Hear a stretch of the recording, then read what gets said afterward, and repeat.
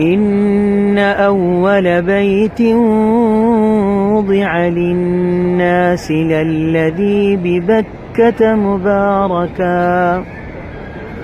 وضع للناس للذي ببكة مباركا وهدى للعالمين فيه آيات بينات مقام إبراهيم ومن دخله كان آمنا